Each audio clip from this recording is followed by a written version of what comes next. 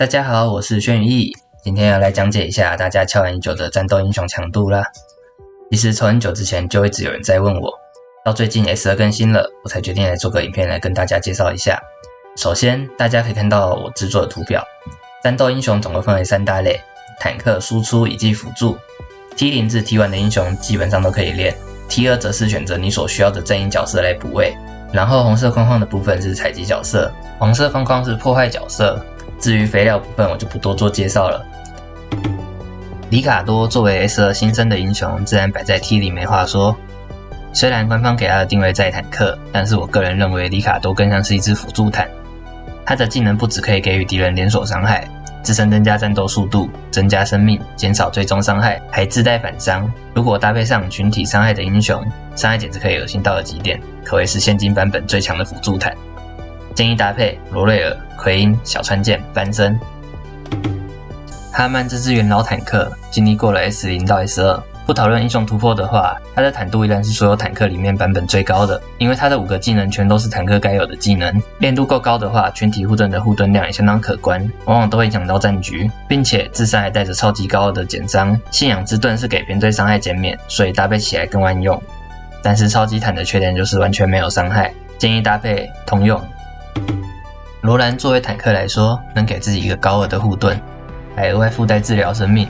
也带有略输哈曼的伤害减免，让本身存活在战场上的时间也大幅增加。作为一个坦克来说，也算是坐稳 T0 的位置，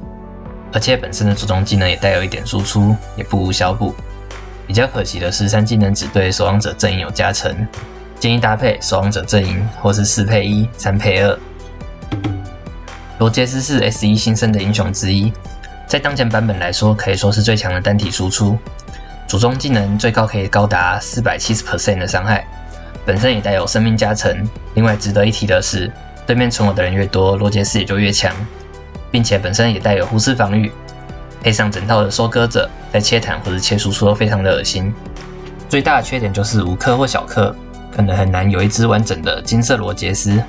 建议搭配其他武器伤害的输出秒前排，义勇军阵营。埃琳娜是 S2 的新生英雄，前面讲过了版本最强单体，那就不得不提这支版本最强的群体输出。主动技能打全体以外，还附带降全能力的 debuff， 并且智力可以转换成自己额外的战术伤害加成。最恶心的是，还可以吸取敌方的全能力。如果一次打到的是5只，就是吸取5只英雄损失 50% 的能力。除了恶心，我不知道还能说什么了。建议搭配上小川剑极佳、班森、其他群体攻击角色。班森在艾琳娜出来之前是打全体里伤害最高的角色，虽然艾琳娜出了，但班森依旧是很强的存在，而且他还比艾琳娜更好取得，也更好培养，所以出场率极高。作为 T0 输出也是当之无愧，因为技能的关系，使班森自带一些伤害减免，不至于被太快的秒杀，并且还带有额外的持续燃烧伤害。另外搭配义勇军阵营还能增加编队的伤害加成，是很值得投资的一个角色。建议搭配义勇军阵营、艾琳娜、小川剑等群体攻击角色。罗瑞尔是唯一一支专挑后排还一次打3只的角色，因为技能增加了高额的战术伤害，所以打出来的伤害也相当可观。搭配得好的话，还能直接带走敌人后排输出。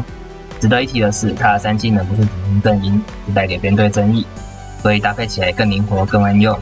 建议搭配马伦、雷贝卡等打后排的角色。加恩德是 S1 新生的英雄之一，以单体伤害来说，也是所有英雄中的佼佼者。虽然伤害略输跟自己同时期出生的罗杰斯，但是他是专挑血量最低的角色攻击，并且敌方血量低于 50% 时，还会额外增加伤害。如果打死敌人，也会再攻击对面其他血量最低的角色一次。运气好，还可能一次连斩5只，虽然我没有看过就是了。收割能力极佳的一支角色，建议搭配 Rebecca、罗瑞尔、布兰奇等打后排的角色。马伦是在 S0 到 S2 之间唯一一支打后排2只的角色，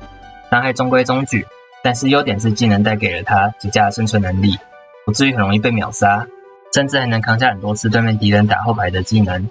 技能攻击会带给敌人中毒效果，因为3技能是增加荒野阵营伤害，所以搭配4到5只荒野角色是最好的。建议搭配荒野阵营、罗瑞尔、Rebecca等打后排的角色。布兰奇对于后排角色来说是一个非常恐怖的存在，除了本身的单体伤害高以外，自身还带了高额的武器伤害加成，并且只专挑后排砍，搭配的好，也能秒掉敌人的后排英雄。另外3技能是复仇者伤害加成，所以最好还是以复仇者阵营下去做搭配。建议搭配复仇者阵营加安德登打后排的角色。波盾作为最强之盾，强在它的输出领先所有坦克，主动技能伤害有着高额的 % 数，整体减伤的值也偏中上，但缺点就是要放完主动技能才有2回合的减伤 buff。作为一个坦克，最重要的还是本身的坦度以及带给团队的争议，这是我把它摆在 T1 的原因。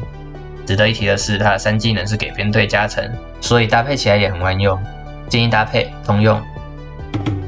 恩里克是一支带点辅助性质的坦克，有着高额的武器减伤，可以有效抵挡打前排的武器伤害英雄，并且主动技能降低敌人的伤害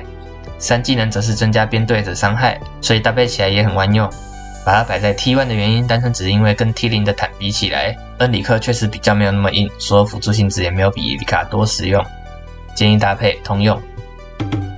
伦恩作为蓝色品质被我摆在 T1 的原因是，它非常容易的取得，而且本身的技能作为坦克也非常到位，能降低伤害，增加自身的生命，武器减伤，最重要的是还是非常好练，所以我才把它摆在 T1 的位置，是非常值得培养的一支英雄，建议搭配通用。小船舰是一支我非常推荐培养的一支输出，不管是前期还是后期都大有用处，而且相较 T0 角色更容易取得。它的主动技能是先打一次单体，再攻击一次全体，伤害相当可观，而且本身又自带高额的武器伤害加成，并且攻城的时候还会增加编队的伤害，算是一支非常特别又实用的角色，刷 T0.5 也不为过。建议搭配荒野阵营，配打前后排的输出英雄都很实用。贝贝卡是一支专挑后排英雄狙击的角色，有着极佳的颜值与身材，伤害也在水准之上，搭配上装备一发暴击，往往能带走后排敌人的生命。作为 T1 的输出英雄，也是非常值得培养的一支角色，建议搭配罗瑞尔、马伦等等打后排的角色。陈茜是一支有着高额单体伤害的英雄，自身的武器伤害也相当高，带着小额的武器减伤也不无小补，对于皮薄的坦克来说也是相当恐怖的存在。建议搭配小川剑、巴伦等等打前排的角色。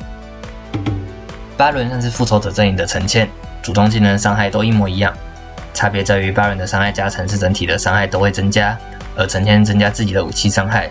意思就是指自己的技能打出去更痛。巴伦也是一支单体伤害相当高水准的一支角色，建议搭配马克思、陈茜等等打前排的角色。马克思的主动技能虽然略输巴伦，但是附带的流血效果以及自身高的武器伤害加成，在复仇者阵营里面也是不可或缺的一支角色，建议搭配复仇者阵营。奎因是一支有着巨2% 数的群体伤害英雄，最高可达 470%， 但是伤害会由场上剩余的敌人平均分摊，可是当对面只剩一只时，就要承担奎因全额的伤害，真的是非常恶心的一支角色。之所以他不在 T0 而是在 T1 的原因，纯粹是因为这支一定要花钱才能练的一支角色。对于无氪跟小氪来说，后期很难有他出人头地的机会，建议搭配复仇者阵营群体输出英雄。艾丽莎作为一支辅助，给予自身友军高额的单体护盾，还额外附带治疗效果，自身也带一些减伤，也很容易取得，所以非常适合前期培养。但是到后期辅助英雄的地位都偏低下，甚至不太需要辅助，大多是为了凑阵营加成才派上场的，建议搭配通用义勇军阵营。杰西在目前的版本依旧是唯一一支单体治疗量最高的角色，而且还会使自己治疗的角色每回合恢复些许生命，自身也带着一些减伤，是目前版本最值得培养的英雄。只是后期输出品质上来，还是逃不过跟艾丽莎一样的命运，建议搭配通用荒野阵营。铃木莲是一支增加友军战术伤害的英雄，还会带点不无小补的护盾，自身也带着些许减伤，但是比起艾丽莎跟杰西实用性实在没有那么大，建议搭配战术伤害的英雄守望者阵营。科尔曼是一支蓝色品质坦克，如果你是有玩义勇军阵营的，在培养这支坦克，它的基础减伤并不高，但是也可以降低敌人后排的英雄伤害，所以也是一支还可以练的角色，建议搭配义勇军阵营。艾尔玛也是一样，如果有玩荒野阵营的，在培养这支坦克，艾尔玛本身有 10% 的武器伤害减免，所以相较之下也是一支略输伦恩的坦克。值得一提的是，本身也有高 % 数的单体伤害，但是碍于坦克体质，伤害就那样，但也不无小补，建议搭配荒野阵营。马修作为绿色品质的坦，是唯一一支在绿色品质中最值得练的一支角色，本身技能是艾尔玛跟科尔曼的融合版，道理也是一样的。如果你玩复仇者阵营再去培养这支坦克，建议搭配复仇者阵营。凯亚这支英雄只能在活动中取得，虽然有着不低的单体伤害，而且还是专挑血量最低的角色打，但是品质最高我也只看过金色，所以后期是一只相当鸡肋的存在。因为练不上去，所以就等于没有用处，甚至你对卡雅没有留恋，都能拿去把它当肥料喂掉。前期可以用，后期不建议使用，建议搭配瑞贝卡等打后排的角色。戴维这只英雄不适合上战场，因为取得难度极高，所以自然品质上不去，是一只采集角色。至于我把它摆在 T2 的原因，是因为它不能当肥料，你拿去喂掉你会后悔的。普之美是一只放全体护盾的角色，并且会增加自身战斗速度，所以会比对方更快放主动技能，让全体英雄都能抵挡住敌人些许攻击，算是一只还可以用的辅助。有玩守望者阵营的在考虑是否要培养它，建议搭配守望者阵营。贝蒂是一只对全体造成伤害并且降低敌人全体攻击速度的一只角色，是一只很特别的辅助英雄。因为本身有着高2的速度加成，所以能最先出手并且降低敌人的速度，让友军可以更快的攻击敌人。往往因为先手顺序能影响重大战局，这支英雄也非常值得有玩复仇者阵营的人做使用，建议搭配复仇者阵营。以上就是我对现有并且能上战场的英雄做的介绍。基本上我们的队伍组成是2坦2输出1辅助，或是2坦3输出，并且最好是5个同阵营的。要练什么阵营，全看你抽到哪个阵营居多，不是抽到 T0 跟 T1 最多的角色，再下去做决定你要培养哪只角色。然后辅助我没有把任何一位摆在 T0，是因为后期基本上2坦3输出几乎都可以打赢2坦2输出1辅助，当输出的量高于治疗量，那要补也就没意义了。7号堡垒要赢敌人，就是要让对方比自己更快减员，才有可能战胜敌人。好啦，今天的影片就到这边。如果喜欢我的影片，欢迎按赞、订阅跟留言，也欢迎把影片分享给你对7号堡垒还不熟悉的朋友。如果还有什么不懂的，也欢迎在底下留言问我。那我们就下次再见啦，拜拜。